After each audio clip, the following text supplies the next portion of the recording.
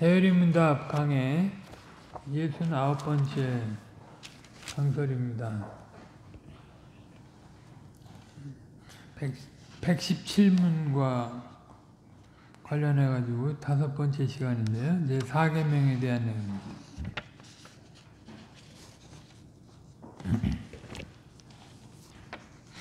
성경 본문은 고린도전서 7장 29절부터 31절까지입니다.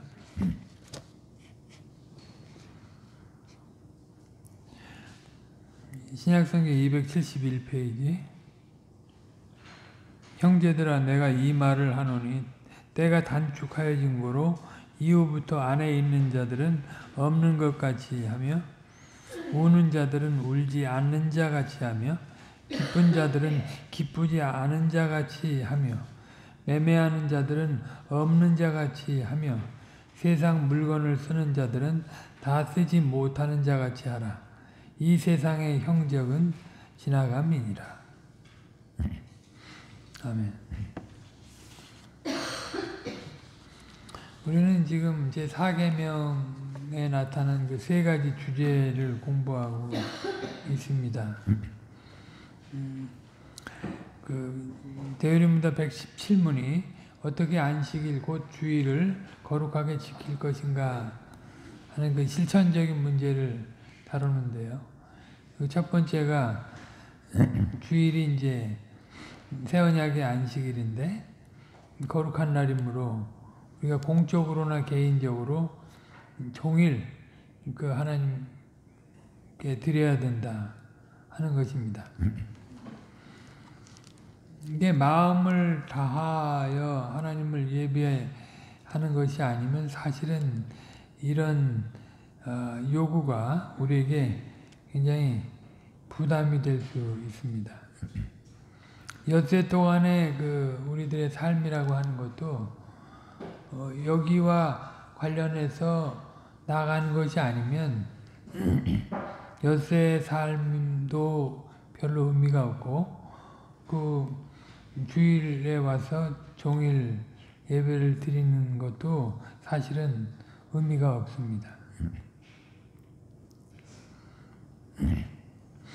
마치 그 구약 시대에 제사장이 매일 상번제를 아침 저녁에 드리지만 안식일에는 늘 드리는 상번제에 이어서 다시 번제를 드리는 것처럼 우리가 엿새 소명을 행할 때 하나님을 가까이 하는 심정으로 행하다가 제7일에 하나님께 나와 하나님을 예배하는데 온 마음을 쏟는 것입니다. 이게 안식일의 정신이죠, 이게. 그런 까닭에 매일 하루를 시작하든지 하루를 마치는 시간에 혹은 하루 중에 틈틈이 하나님의 말씀을 읽고 이제 기도하면서 우리의 소명을 행하게 되는 것이 아닙니까? 그렇게 엿새 소명을 행할 때 우리 마음은 자연히 주일 예배로 영원한 하늘로 향하게 되는 것입니다. 제가 최근에 영어 학습과 관련된 그런 프로그램을 공부하면서 느낀 게 있는데요. 영어를 학습할 때 외국어로 학습을 하는 것의 한계에 대해서 알게 됐고, 또 영어를 모국어로 하는 방법에 대해서 알게 됐습니다. 그러니까 생활에 붙여서 매일매일의 생활 속에서 그것을 습관화하고 그것을 아주 매일 먹는 양식과 매일 입는 옷처럼 여기고 살지 않으면 그것은 외국어 학습과 같이 된다. 그래서 그게 들러붙질 않고 그게 뭘 좀 아는 것 같아도 장기 기억으로 들어가지 않는답니다. 그리고 언어 학습에서 아이들의 경우를 예를 들어서 하는 그런 책자를 봤는데요. 아이들이 그 신경세포, 머리 신경세포가 있고, 신경세포 끝에 이제 그 시냅스라고 하는 그 뉴런이 돌아다니는 그런 그 축색돌기라고 하는 끝부분에 있는 그런 시냅스라고 하는 게 있는데, 그게 그 신경세포만 해도 1000억 개가 넘고요. 그 시냅스는 뭐 50조에서 100조? 더 많게는 수백 조가 된답니다. 근데 그게 어렸을 때는 그게 저기 먹고 노는 부분에만 있다가 그게 이제 생각하고 행동하고 이런 사상이 갖춰지는 것이 이렇게 쭉쭉 뻗어나가면서 활성화된답니다. 뇌가. 그러니까 그게 교육을 받아서 어떻게 그게 이제 그렇게 활성화가 되는가 할 때 부부가 그런 모습을 보일 때 그게 활성화가 된답니다. 부부가 아이들에게 그게 빛이 되는 거죠. 그러니까 아이들이 그렇게 해서 그리스도인으로서 그 생활화가 돼 간다는 거예요. 그러니까 그 아이들이 유아세례 받은 아이들이 이제 축복받은 것이 그 언약 가정에서 그런 빛을 볼 수 있기 때문에 그런 거잖아요. 그렇게 해서 그게 단순히 사고로만이 아니라 육체적으로도 그게 활성화돼서 쭉쭉쭉쭉 이제 나아간다는 거예요. 그러니까 우리가 묵상하고 그걸 말하고 행동을 해야 그것이 더 확장이 돼 나가는데, 그것이 이제 소통이 돼야 된다는 거예요. 이제 그걸 가르치는 사람과 소통이 돼야 그 부분에서. 그렇게 되면 자연스럽게 그것이 늘 이제 말씀과 성신의 인도를 받는다고 할 때 그것이 모국어처럼 쫙 들러붙어 가지고 그렇게 움직이게 만든다. 하나님께서는 그냥 선언만 하시고 우리가 그렇게 알아서 살아갈 수 있게 하신 게 아니고 그런 틀도 주시고 그런 실제적인 그 모습도 보여주시는 거예요. 그건 이제 학자들이 그 뇌를 연구해 가지고 그걸 아는 거거든요. 그런 부분에 대해서 우리가 그러니까 이게 부모한테 못 배운 사람들은 맨날 신앙생활을 해도 외국인 진짜 이제 천국에 사는 사람으로서가 아니라 그냥 외국인 이방인과 같이 사는 거죠. 모든 형식은 취하고 있지만 그게 참 무서운 일 아니에요? 그러니까 우리도 이렇게 주일날만 이렇게 지식을 받고 그것을 확장하는 묵상과 말과 그런 소통이 없으면 확장이 안 되는 거예요. 그러니까 맨날 다람쥐 쳇바퀴 돌듯이 신앙생활이 후회하는 삶을 반복해요. 그렇게 되면. 그러니까 묵상한 거는 혼자 묵상하고 말라고 하는 게 아니잖아요. 하나님의 말씀을 같이 나눠야 돼요. 과연 그렇다 하는 걸 알도. 부부가 그 아내가 남편에게 순종하는 걸 통해서 아이가 그걸 깨닫고요. 남편이 아내를 사랑하는 걸 통해서 아이가 그걸 깨닫는다고. 어느 목사님 사모님이 그거를 연구해서 낸 책을 제가 봤어요. 개혁교회 목사 사모가 그걸 목사님을 통해서 이제 가르침을 받으면서. 그러니까 아내가 남편에게 불순종하면 아이들이 배울 게 없죠. 또 남편이 아내를 사랑하지 않으면 자식들이 그 신경망을 시냅스 그 신경망이 진짜 하나님의 그 나라에 맞게 이렇게 확장돼서 움직여져 나가지 않는 거예요. 그러니까 내가 나를 그 하나님의 그러니까 그건 기도하는 사람, 묵상 하나님의 말씀을 읊조리고 또 그거에 대해서 깨닫고 하나님과 소통하고 이웃과 소통할 때 그것이 자연스럽게 우리 모국어 학습하듯이 하나님의 말씀이 학습이 된다 이 말이에요. 어느 한때만 해가지고는 안 된다.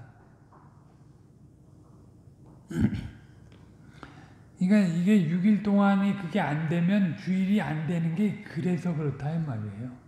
결국은 6일 동안 아주 삶이 지겨운데 주일이 와서 삶이 좋겠어요? 즐겁고 기쁘겠어요?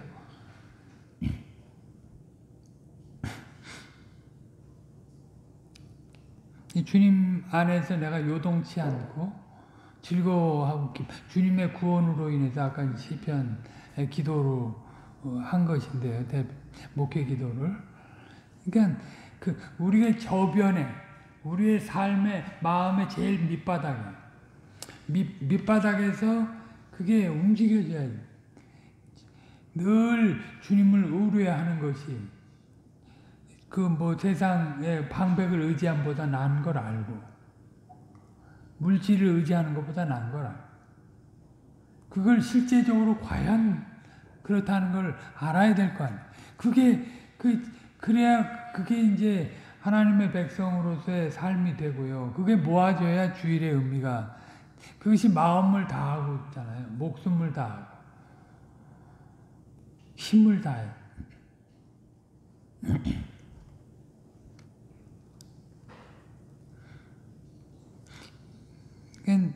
이 세상의 삶이 다 무익한 거다라고 이제 우리가 이제 빠지기 쉬운 함정이 두 개인데요. 이 세상의 문화가 안 좋으니까 다 무시하고 하늘나라만 생각하고 살자.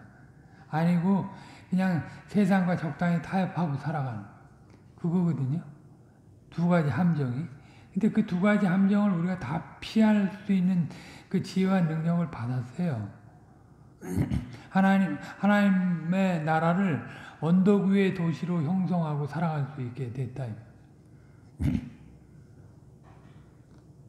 그러니까 그것은 우리의 그러니까 일거수일투족 행한 대로 보응을 한다고 아까 저것도 시편도 읽었지만 62편 읽었지만 그 행한 대로라는 게 그 방향성에서 쭉이에요. 그냥 어쩌다 가끔 하는 게 아니고 그 방향성에서 완전히 배를 갈아탄 구원의 배를 갈아탄 자로서 행한 대로 그 보응을 받는 거예요.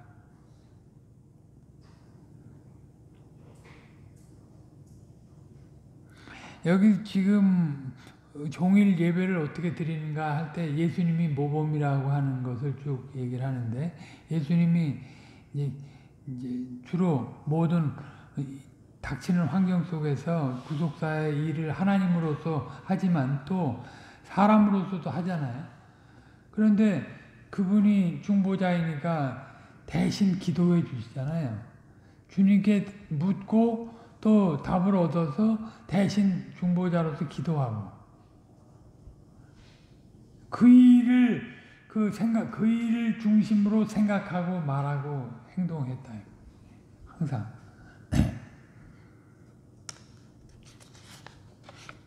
그러니까 안식일날 우리가 지난 시간에 배웠지만 마태복음 12장에서 배웠지만 불가피하고 자비를 베푸는 일을 할 수밖에 없지 않아요? 그분이 안식일의 주인으로 오셔가지고.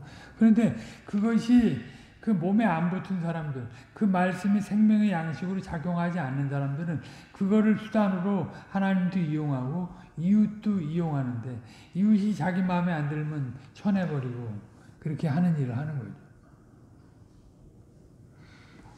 여기 지금 우리가 고린도전서 7장을 읽었지만 이게 다 누릴 수 있지만 없는 것 같이, 못 누리는 것 같이 살아요. 또 바울이 왜 전도할 때에도 말이죠. 율법 없는 자에게는 율법 없는 자와 같이. 그거는 잘못 보면 인본주의 같이 들릴 수 있는데 하나님의 백성을 건지기 위해서 율법 아래에 있는 사람에게는 율법 아래에 있는 것까지, 율법 없는 사람은 율법 없는 것까지 그렇게 다가가서 이제 이게 쳐내는 일을 하는 게 아니라 그들을 건져내는 일을 했죠.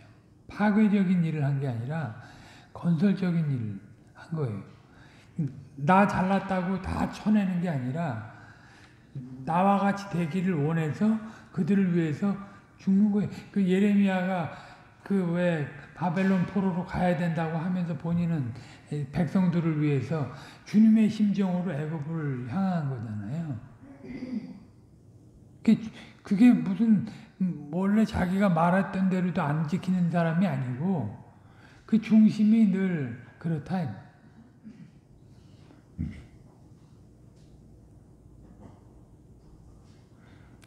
오직 참된 믿음으로만 이처럼 예배의 거룩한 경계에 기쁨으로 나갈 수 있을 것입니다. 그러니까 우리가 아까도 말씀드렸지만 적은 외부에 있는 게 아니라 내 안에 있다. 나는 육신적이고 세상적이고 사단적이에요. 옛사람에서. 그것이 나를 가장 힘들게 하는. 그러니까 그것을 이기려면 하나님의 말씀과 성신님을 날마다 의지하고 또 그렇게 그런 성향이 있으니까 날마다 회개해야 되는 건 아니에요? 그러니까 주님의 용서가 날마다 필요하잖아요.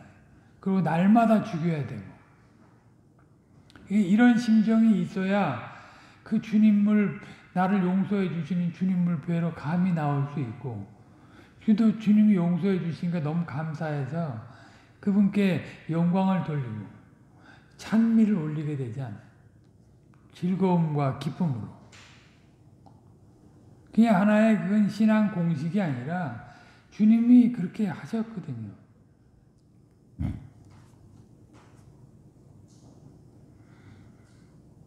그리스도와 같이 하나님을 전부로 알고 하나님의 기뻐하시는 뜻을 이루며 사는 것을 지상의 양식으로 삼고서 범사에 하나님께 나아가고 아뢰고 하나님의 영광을 바라는 사람만이 대열이 문답 117문이 교훈하는 대로 안식일의 모든 시간을 하나님을 예배하는 일에 기쁨으로 쓸 수 있을 것입니다. 교회가 엄격한 계율 언약 백성을 강제해봐야 얼마 가지 못할 뿐만 아니라 그러는 동안에도 강제된 마음은 예배의 경계에 나가지 못하는 거예요. 시켜서 하는 거는 참된 경계에 나가지 못해요. 하나님을 찬송하기 위해 살고 하나님을 향하여 지음받은 것을 깨닫고 하나님을 전부로 알고 하나님만 마음에 모시고는 하나님을 가까이 하는 데서 참된 기쁨을 맛보고 하나님을 찬송하는 데서 참된 보람을 거두지 못하는 사람이 어떻게 한 번이라도 예배를 제대로 드릴 수 있겠습니까? 예배를 드려야 한다고 하니까 어쩔 수 없이 드리기는 하지만 종일 예배를 드리는데 모든 시간을 쓸 때 그것을 즐거움으로 삼아야 한다는 요구를 어떻게 받아들일 수 있겠습니까? 종일 예배를 드리는데 그걸 다 즐거움으로 드리게 할 수 있는 그 요구를 어떻게 우리가 수용할 수 있겠어요? 우리의 그 노력과 우리의 힘으로는 불가능하고 오직 그리스도께서 이루신 것을 믿음으로 바라보고 참여하는 것이죠. 우리는 신약에서 특별히 누가복음에서 주님께서 얼마나 평소에 하나님을 가까이 하셨는지 잘 볼 수 있습니다. 요한복음 같은 데서 주님께서 아버지 하나님과 얼마나 가깝게 지내셨는지를 볼 수 있는데 늘 식사하시면서도 축사하셨고 중요한 분기점이 되는 시기 구속사 안에서 그 시기마다 기도하는 일을 하셨습니다. 누가복음 3장 1절로 22절 보면 예수님께서 세례자 요한에게 세례받으시고 언약 백성의 중보자로서 공식 취임하시는 것이 나오는데 거기서도 주님은 기도하셨습니다. 백성이 다 세례를 받을 때 예수도 세례를 받으시고 기도하실 때 하늘이 열리며 성신이 형체로 비둘기같이 그의 위에 강림하시더니 하늘로서 소리가 나기를 너는 내 사랑하는 아들이라 내가 너를 기뻐하노라 하시니라. 아버지의 뜻을 쫓아서 자기 백성의 죄를 사하시고 거룩한 사회를 시작하는 시점에서 하나님의 은혜를 구하는 그런 태도를 보이신 것입니다. 이게 그리스도의 심정입니다. 그것을 주님께서 받으시고 내 사랑하는 아들이라 하시고 내가 너를 기뻐하노라 하셨습니다. 우리가 그리스도 안에서 결국 하나님과 이런 관계를 맺고 살아야 마땅합니다. 독생자 예수 그리스도 안에서 하나님을 아바 아버지라 부르고 하나님을 기쁘시게 해야 할 것입니다. 아버지의 뜻을 이룰 때에도 또 한편으로 기도하는 내용이 나오는데 누가복음 5장 15절로 16절 예수의 소문이 더욱 퍼지며 허다한 무리가 말씀도 듣고 자기 병도 나음을 얻고자 하여 모여오되 예수는 물러가서 한적한 곳에서 기도하시니라. 복음을 전하시려고 굉장히 피곤하시기도 하셨지만 그런데도 한적한 곳에 나아가서 기도하셨습니다.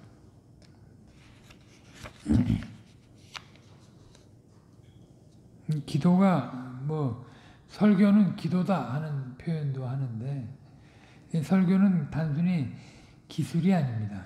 하나님이 결과를 내셔야만 하는 그런 은혜의 방도가 되죠. 그러니까 우리 말씀과 그 성례와 기도를 은혜의 방도로 쓰시는데 그 말씀을 선포하면서 준비하면서 또 그걸 증거하면서 말이죠. 기도하지 않을 수 없는 거예요. 자기 꾀로 이룰 수 있는 게 아무것도 없다는 걸 알아야 하나님의 말씀으로 증거하고 또 성도들도 그 말씀을 생명의 말씀으로 받게 되는 거죠. 자기를 다 치우고 받아야.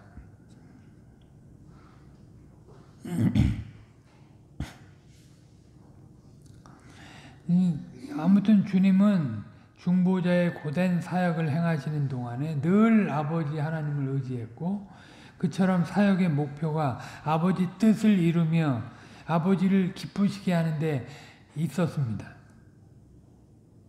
이런 그리스도의 심정을 우리가 품어야 그리스도의 직분자로서 비로소 행보해 나갈 수 있다.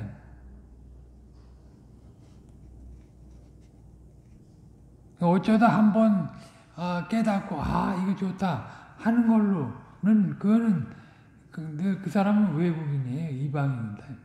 모국인이 아니에요.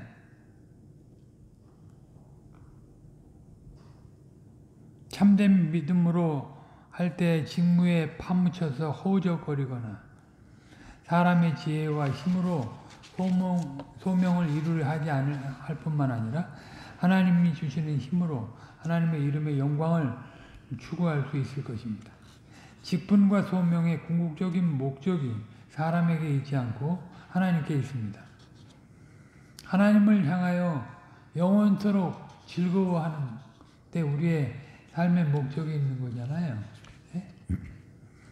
그러나 우리 스스로는 이 목적에서 이탈되기가 얼마나 쉽습니까? 여기서도 이제 그 두 가지 그 위험을 아까도 제가 말씀드렸지만 말씀하는데요.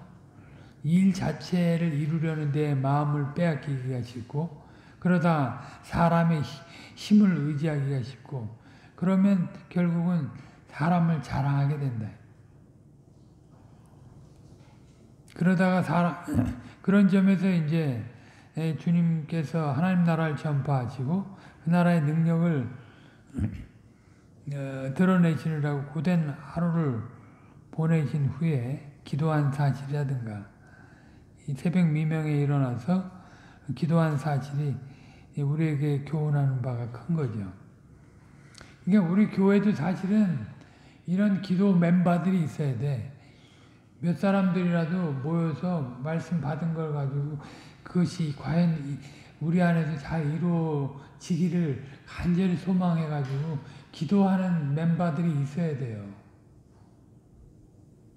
공식적으로 뭐 새벽기도, 뭐 철야기도를 하지 않아도 그걸 늘 마음에 두고 이것이 우리가 꼭 누려가야 될 내용이다 하고 기도할 그런 기도의 사람들이 있어야 된다.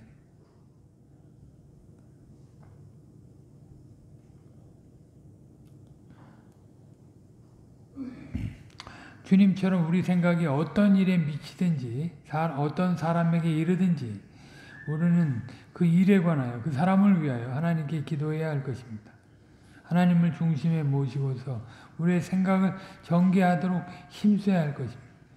주님이 뭘 주시면 시간을 주시면 시간을 어떻게 효율적으로 주의 영광을 위해서 쓸까? 물질을 주셔서 어떻게 이것을 효과적으로 주의 백성들에게 쓸까? 또 그 힘을 주셔도 마찬가지고요. 명예를 주셔도 마찬가지고. 그렇게 그런 마음이 생활 감정으로 움직여야 되지 않습니까? 그게 주님의 심정으로 살아가는 거죠.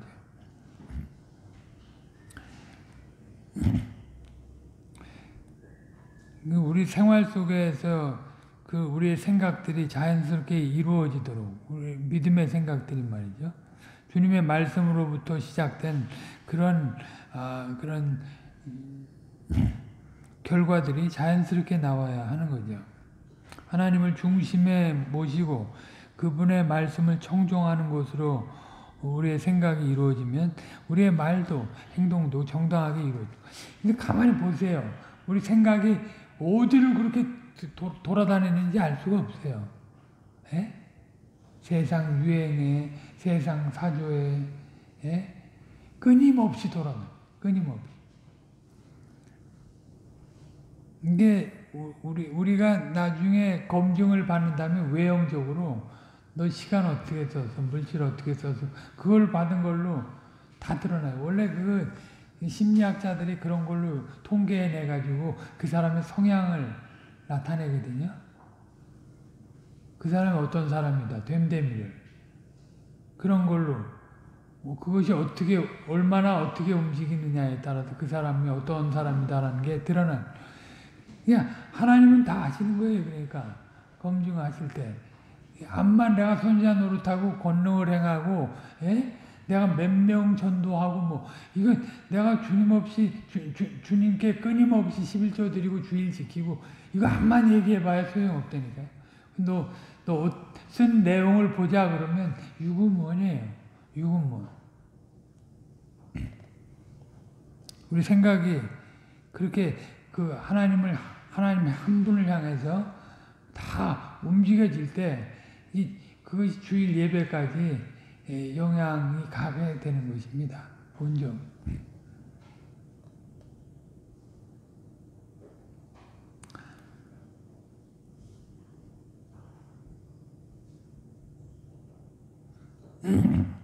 우리 주님께서는 12 사도를 세우실 때도 기도하셨고 또 베드로가 가이사랴 빌립보에서 신앙 고백을 하기 전에도 기도하셨어요. 네가 알게 하는 네가 아니고 성신이라고. 그러면 예수님이 그걸 위해서 기도하신 거예요. 이미 전에 구속사 안에서 그런 고백이 나와서 그것을 쓰시려고. 그 사람이 똑똑해서 그게 아니거든요. 똑똑한 사람들은 그 잘못한 방법론에 빠져요. 기술적인 것에 빠져버려요. 하나님이 하시는 것에 자연스럽게 배제. 그러니까 그 경건에서 학문에서 경건이 빠지면 자유주의가 되는 거예요. 자유주의. 완전히 타락해버리는 거예요. 그러니까 늘 기도해야 되는 기술적인 내용보다는 그런 마음의 움직임이 그렇게 있어요. 우리 자녀들이 믿음을 고백하는 것은 우리가 자녀를 잘 가르쳐서도 아니고 우리 자녀가 다른 사람보다 더 뛰어나서도 아니고 주님께서 우리 자녀를 위하여, 우리를 위하여 기도하신 까닭, 우리를 섭리하셔서 가리키게 하시고, 또 자녀의 마음을 주장하셔서, 또 자녀의 주변 환경을 제어하셔서 그렇게 나오는 거지. 제가 뭐 굉장히 착하고 똑똑해가지고 나온 게 아니다. 그렇게 되면 영광이 돌아올 때 그 영광을 주님께 못 돌리죠. 자기가 다 차지하게 되는.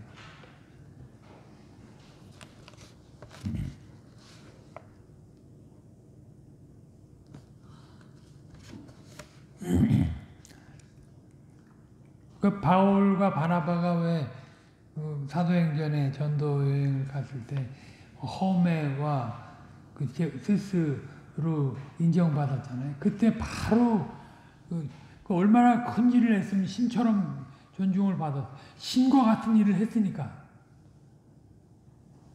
그러니까 당장 신처럼 모셨는데 자신이 신이 되면 안 되잖아요. 주님께 바로 영광을 돌. 그냥 난리가 났죠. 이게 내가 취하면 이거 죽는 줄 알고. 그러니까 자기 자랑으로 삼을 만한 걸 다 배제해버린 거예요. 그러니까 자기가 뭐 잘나서 공부 잘하고, 그 뭐 잘나서 뭐 말씀 잘 전하고, 이렇게 생각하면 큰일 나는 거죠. 네. 주님이 우리를 위해서 기도하시고 섭리하시, 주님이 우리를 선택하신 사랑으로, 언약하신 사랑으로 그런 일을 하셔서 그런 일이 있는 거죠. 우리의 구원이 오직 그리스도의 공로에 달려있다면 우리가 어떻게 우리를 위하시는 그리스도의 이름으로 아버지께 기도하지 않을 수 있습니까? 어떻게 우리 스스로 무엇을 하려고 할 수 있겠습니까? 못하는 주님은 이후에 그 변화산 사건의 영광스러운 모습으로 변화되기 전에도 기도하셨고, 십자가를 지시기 전에도 겟세마네 동산에도 기도하셨고, 십자가에 달리셔서도 기도하셨고, 주님께서 이처럼 범사에 아버지께 기도하셔서 아버지 뜻을 다 이루실 수 있었습니다. 주님은 아버지 뜻을 다 이루기 위해 죄송합니다.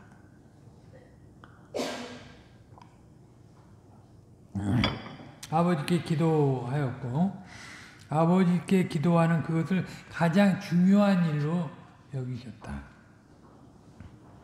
그래서 내 뜻대로 마옵시고 아버지 뜻대로 하옵소서 하고 기도하실 수 있었어요. 아버지께서 전부이시기 때문에 십자가에 나아가는 일도 기꺼이 행하실 수 있었습니다. 아버지를 전부로 삼지 아니하고 아버지를 마음에 모시지 않고 어떻게 이런 일을 할 수 있겠습니까? 조금이라도 자기를 위하는 마음이 있었다면 오직 아버지를 위하여 아버지께 버림받는 일을 어떻게 할 수 있겠습니까? 도망갔겠죠. 조금이라도 자기를 위하면 도망갔겠죠. 이것이 인생이 하나님을 향하여 품어야 할 심정입니다. 그러니까 이런 심정이 이를 품도록 주님이 십자가에 달리셨고 다시 살아나신 거잖아요. 우리는 그걸 보면 기뻐 뛰며 주를 보면서 오직 주님만 생각하는, 오직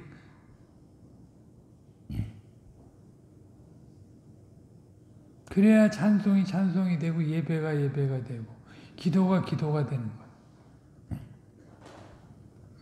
이 일을 위해서 주님은 이 땅에 오셨고 우리와 하나가 되셔서 언약의 제물이 되신 거죠. 그런 까닭에 주님께서는 안식일의 본의를 다 이루실 수 있었습니다. 뭐 하나님께서니까 다 이루시지. 그건 아니에요. 하나님이시기도 하고 참 사람. 그분은 피곤할 때 쉬셔야 됐고, 그 사람들이 달겨들 때 한적한 곳으로 피하셨어야 됐어요. 그러면서도 늘 주님만을 의뢰하신 거죠. 주님께서 안식일에 식사하시면서 내가 불가피한 일을 어쩔 수 없이 한다 하지 않았습니다. 아버지 뜻을 이루기 위해서 식음을 전폐할 수 있으셨고 그처럼 아버지를 예배하기 위해 즐겁게 식사할 수 있었습니다. 사람이 먹어야 사는 거 아니냐? 사람이 일단 먹어야 하나님도 예배하고 하나님 뜻도 행하는 게 아니냐? 하는 정도로는 하나님 앞에 참으로 예배할 수 없습니다. 하나님 뜻도 행할 수 없습니다. 사람이 오직 하나님을 위하여 살기도 하고 먹기도 하고 하나님의 뜻을 이루기 위하여 불가피하면 먹지 않을 수도 있다. 이렇게 해야 하나님을 참되게 예배할 수 있는 내 목에 뭐가 안 들어오면 난리가 나. 예? 광야 이스라엘 백성들처럼. 그래가지고는 하나님 뜻을 이루기는커녕 심판만 받게 되는 거예요. 무엇을 먹을까 무엇을 입을까 염려하지 말고 먼저 그의 나라와 의를 구하라는 주님의 말씀. 그런 걸 뛰어넘으라는 거잖아요.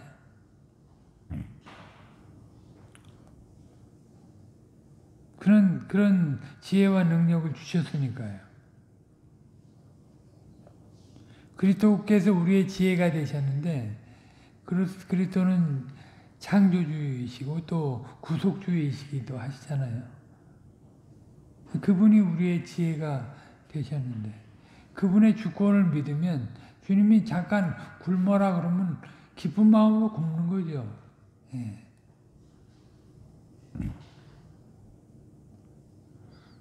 어떤 목사님이 자기 이제 목회자가 힘든 내용, 목회자가 목회도 잘 못하고 사람도 잘 못 모으고 생활도 잘 안 되고 아이들 용돈도 못 주고 그런데 그거 보고 목회자의 아내가 나가서 돈 좀 벌어오라고 그럴 때가 제일 힘들다고 그런 얘기 써놨더라고요. 목회자를 힘들게 하는 것. 그런 분은 좀 의식이 있는 분이에요. 참 힘들죠. 한 달 쇳돈도 없는데 아이들은 줘야 될 용돈이 있는데 그럼 어떻게 해요? 오직 주님만 바라고 살아가는 거예요. 하나님의 백성. 이건 주님이 그렇게 살라고 하셨어요.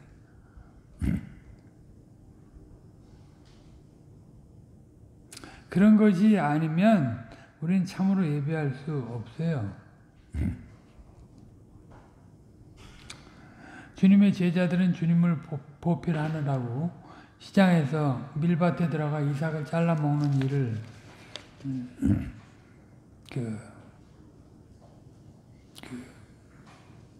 했는데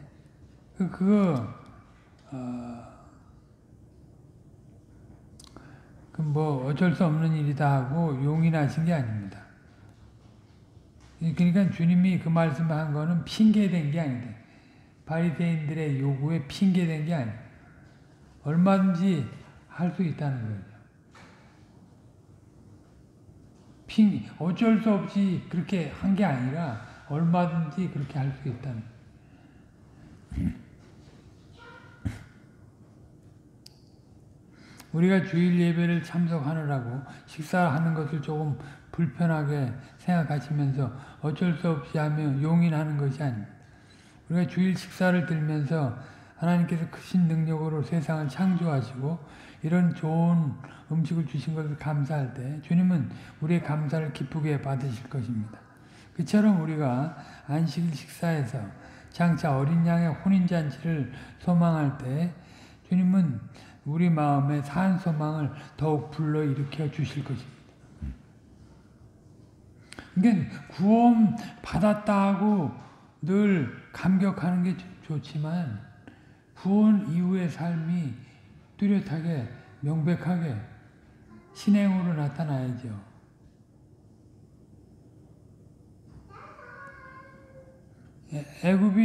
애굽에서 건져지는 걸로 끝 아니잖아요.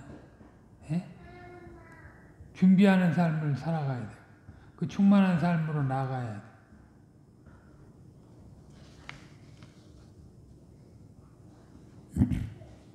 그리스도의 심정을 품고서 하나님을 늘 가까이하고 성신의 감화하심을 의지하여 하늘 예배로 나아가는 그런 경험이 없으면, 그래서 형식적으로 계명을 지키는 정도로 생각하면 뭐든지 문제가 될 것입니다. 하나님을 뵙고 약속하신 거룩한 복을 받아야 할 날에 자기 욕심 때문에 다른 사람의 눈치나 살피면서 형식적으로 예배에 참석한다든지 다른 사람의 시선을 피하면 하나님의 두려운 시선도 피할 수 있는 것처럼 여기고 죄 짓는 일을 한다면 어떻게 되겠습니까? 그것이 얼마나 비참하고 불행한 일입니까? 가령 즐겁게 식사할 자리에서도 이렇게 먹으면 혹시 죄 짓는 것이 아닌가 전전긍긍하면 어떻게 되겠습니까? 자기 속에서 전전긍긍하는 것으로 그치면 그래도 다행입니다만, 의욕의 눈길을 다른 사람에게로 향하면서 감시하고 비판하면 주일의 거룩하고 복된 성격과 천리 말리 벗어나게 될 것입니다. 하나님의 백성이 이렇게 산다면 실로 불행하고 비참한 것입니다.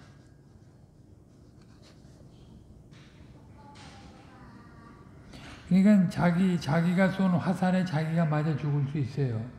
자기가 안 살면.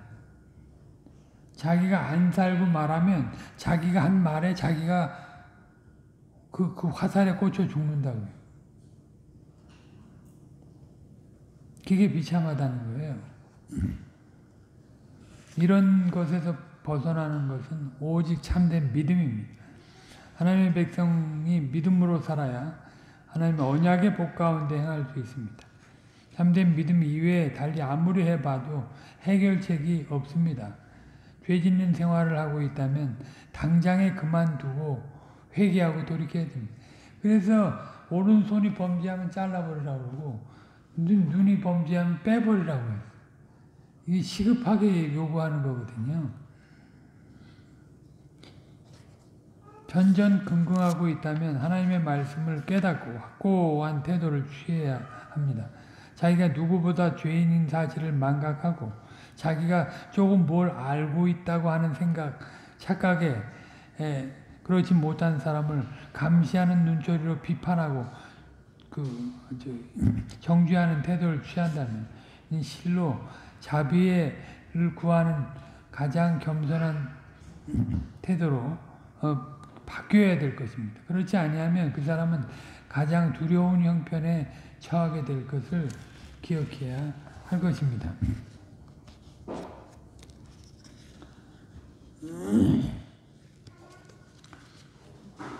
우리가 아까 낮에도 그런 목회 기도 시간에 기도를 했는데요. 우리는 세상 육신 사단에게 아주 들러붙어 있다. 날마다 주님의 용서가 필요한 존재다. 그런 시각에서 이웃을 대해야 된다. 자기는 안 그런 거, 몇 가지 지키는 걸로 다 안 그런 것처럼 하고 목소리 큰 사람들이 있잖아요. 그게 교만하고 아주 완악한 거죠. 완고하고. 자기를 못 보는.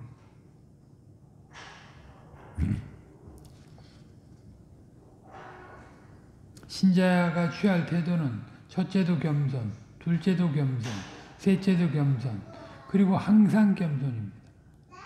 성도의 교제는 겸손한 자들의 교제입니다. 나는 아무것도 할 게 있는 게 없는데 주님이 나 같은 불비하고 미천한 존재에게 이런 일을 경험케 하셨다. 참 주님 놀라우신 분이다. 감격하고 주님께 영광을 돌려야지 교제가 되죠. 뭐 좀 한 거 가지고 기억해가지고 다른 사람 정죄하고 자기 잘난 척하고 이게 죽을 일 아닙니까?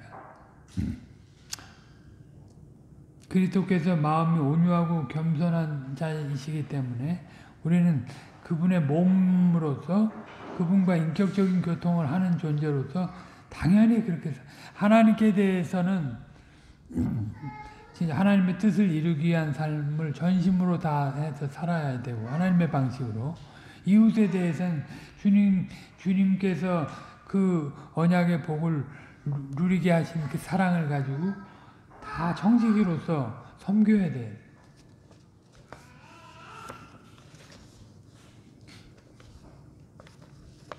근데 어떤 주님은 외형을 보시지 않고 항상 중심을 보셔요. 우리가 그런 중심으로 살아가야 되겠습니다. 오늘은 여기까지 하겠습니다. 기도하겠습니다. 거룩하신 아버지 하나님, 제 117문이 대의림문답 117문이 가르치는 바는 저희가 종일 즐겁고 기쁜 마음으로 하나님께 예배하는 것이어야 하는 내용이었습니다. 그 일을 이루기 위해서는 저희가 이제 생각에서부터 말, 행동에 이르기까지 전심으로 하나님을 사랑하는 사랑으로 되어지지 아니한다면 안 된다고 아무것도 안 된다는 것을 깨달았사옵나이다. 저희들 늘 겸비한 마음으로 주님의 도우심을 구하고 주님의 뜻을 이루어가는 자들이 되어야 한다고 하는 것을 그리스도의 그 인격과 사역에서 비추어 주셨사옵나이다. 그리스도께서는 죄 없으신 분으로 죄 있는 종의 형체로 오셔가지고 아버지의 뜻을 이루기 위해 전심으로 순종하시고 기도하셨사옵나이다. 우리가 그의 몸인 교회 안으로 살아간다고 할 때 당연히 이런 심정을 품고 살아가야 함을 깨닫사옵나이다. 이런 생각으로 살아가야 우리들이 종일 주님을 예배하는 것이 즐겁고 기쁘게 된다는 사실을 다시 한번 확인하옵나이다. 물론 저희들이 그 율법을 다 지켰다 해도 의로워질 수가 없는 존재들이고 오직 그리스도의 순종하심에 근거해서만 의로워질 수 있다는 사실을 기억하옵나이다. 그러나 우리를 배제하시고 멋대로 살게 하시며 그 일을 이루신 것이 아니고 우리도 그 동일한 정신과 그런 노력으로 살아가게 하심임을 저희들 분명히 기억하옵나이다. 정신을 차리고 각성을 해서 주님의 사랑을 힘입은 자로서 주님을 사랑하고 또 주님을 사랑해서 온전한 예배를 드릴 수 있게 하여 주시옵소서. 저희들이 그 주님을 종일 예배하기 위해서 불가피한 일과 이제 인자를 베푸는 일을 하는 것이지만 그것조차도 사실은 주님을 온전히 예배하기 위한 방편인 것을 저희들이 배웠사옵나이다. 저희들 늘 주님의 가르치심을 마음에 두고 마음을 다하고 목숨을 다하고 힘을 다하고 성품을 다해서 주 하나님을 사랑하고 이웃을 사랑할 수 있게 하여 주시옵소서. 주께서 또 오늘도 저희들을 공의히 여겨주셔서 하늘의 양식으로 채워주심을 감사를 드립니다.